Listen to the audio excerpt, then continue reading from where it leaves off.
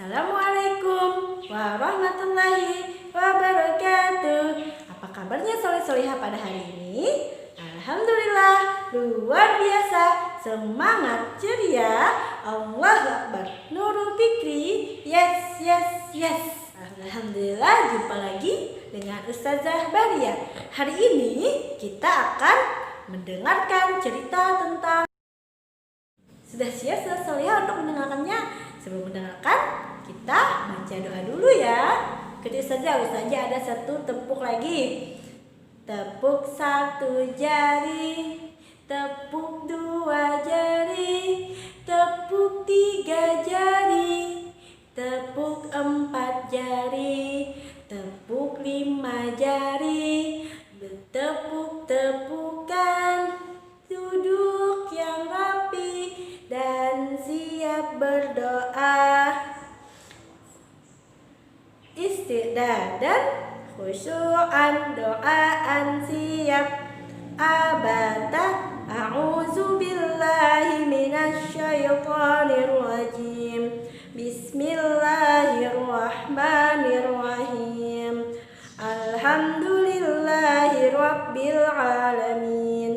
Ar-Rahmanir-Rahim. Maliki yaumiddin. Iyyaka na'budu wa iyyaka nasta'in. Ihdinas siratal mustaqim. Siratal ladzina an'amta 'alaihim ghairil maghdubi 'alaihim waladdallin. Amin. Raditu billahi rabba wa bil islami dina wa bi Muhammadin nabiyyan wa rasula. Rabbi zidni ilma warzuqni fahma. Amin ya rabbal alamin. Alhamdulillahirrahmanirrahim. Kita sudah berdoa. Semoga dengan doa tadi Allah Subhanahu wa taala memudahkan segala urusan kita.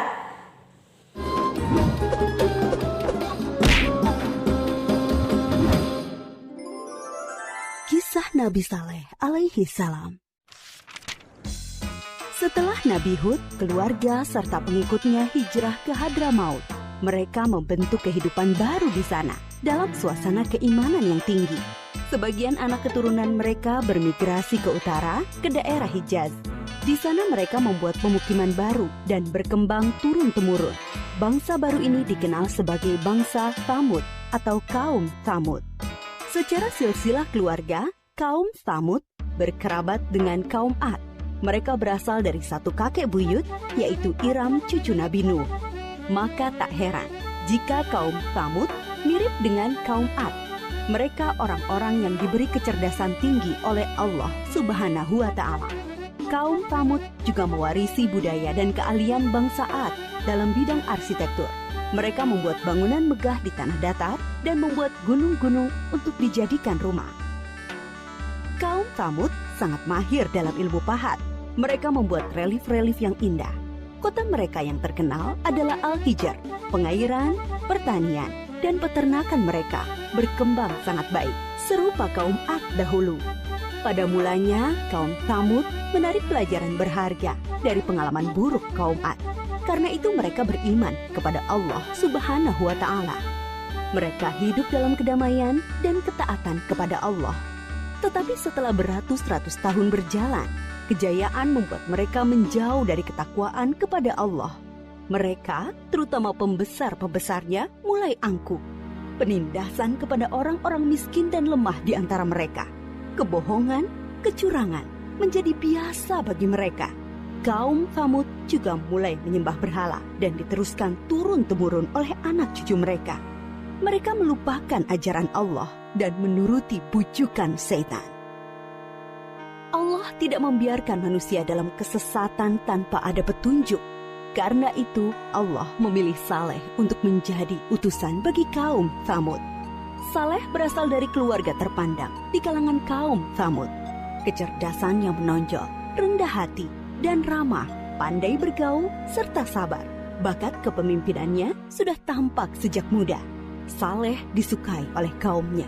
Mereka berharap Saleh akan menjadi pemimpin mereka. Setelah menerima petunjuk-petunjuk yang jelas dari Allah Subhanahu wa Ta'ala, Nabi Saleh alaihi salam memulai dakwahnya kepada kaumnya. Hai kaumku, sembahlah Allah. Dialah yang menciptakan kamu dan menjadikan kamu mampu memakmurkan bumi. Dan mohon ampunlah kepada Allah Subhanahu wa Ta'ala atas dosa-dosamu. Takutlah kamu kepada azab Allah. Tetapi kaumnya menjawab, Hai Saleh, kami sungguh kecewa kepadamu. Selama ini kami mengharapkan kau akan jadi pemimpin kami. Sekarang kau melarang menyembah berhala-berhala. Padahal ini adalah warisan nenek moyang kami. Kami tidak mau mengikutimu. kebanyakan kaum Tsamud tidak mau percaya kepada dakwah Nabi Saleh, terutama para pembesar-pembesarnya. Hanya sebagian dari mereka yang menyambut seruannya, terutama dari golongan-golongan miskin dan lemah. Para pemuda kaum Tsamud mengejek orang-orang lemah itu, tetapi iman mereka sudah kokoh kepada seruan Nabi Saleh. Melihat hal itu, para pemuda kaum Tsamud menjadi sakit hati dan gusar. Keangkuhan mereka menjadi-jadi. Mereka tidak mau kehilangan pengikut. Mereka ingin Nabi Saleh tidak mempunyai pengikut sama sekali. Mereka berusaha agar orang-orang beriman itu meninggalkan Nabi Saleh dan kembali menyembah berhala mengikuti mereka.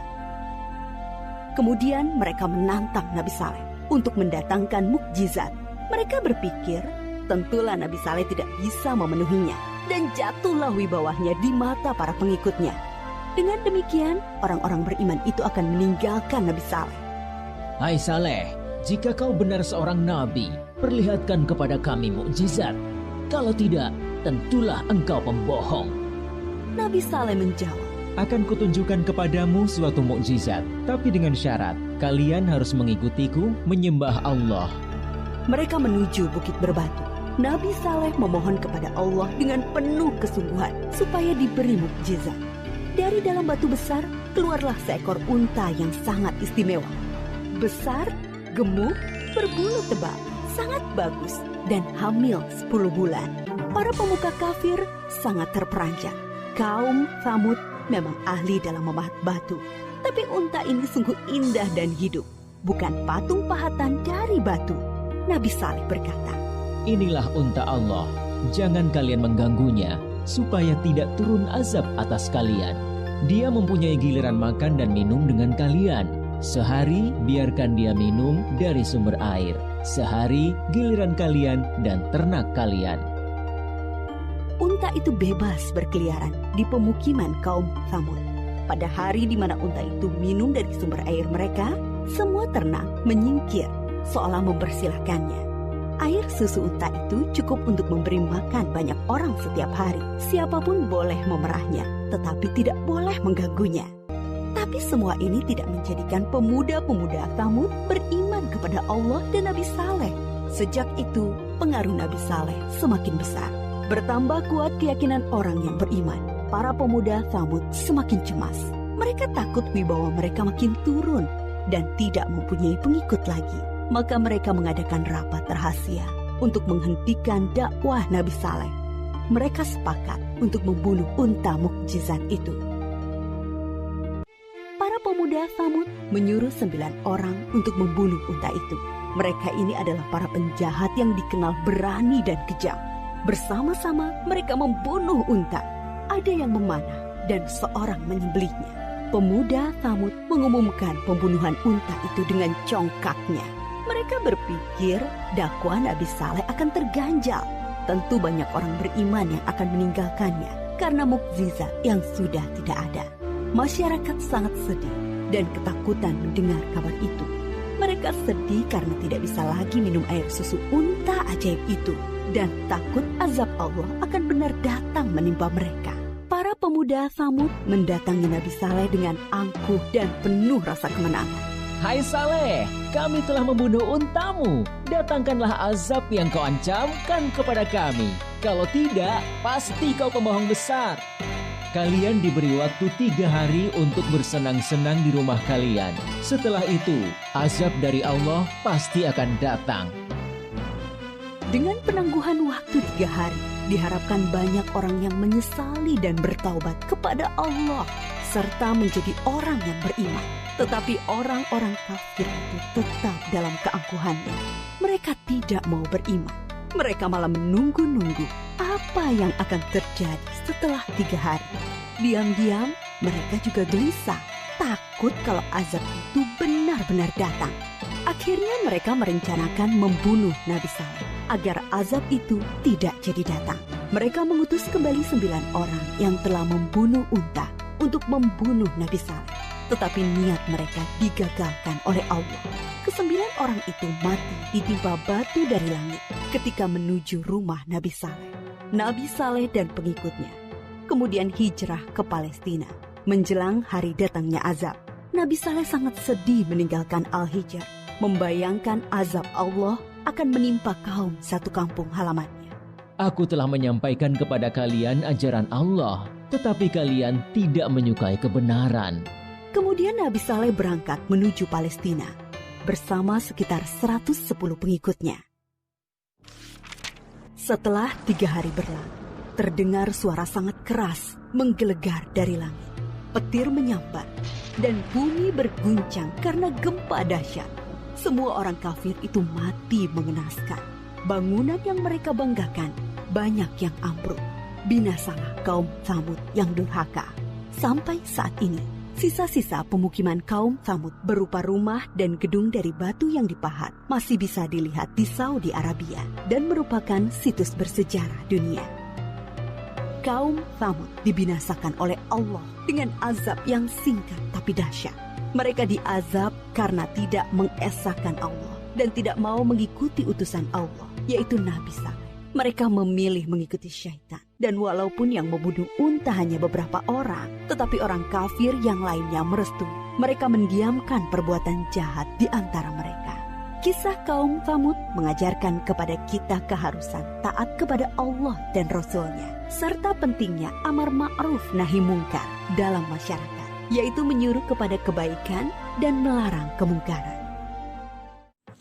Nah, itu tadi video tentang cerita Nabi.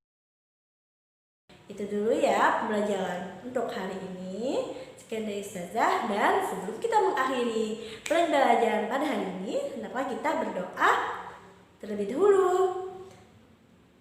Ketika Ustazah ya, tepuk 1 jari, tepuk 2 jari, tepuk 3 jari, tepuk 4 jari, tepuk 5 jari, tepuk-tepukan, duduk yang rapi dan siap berdoa. Isti'dadan, khusyu'an, doaan siap, abata.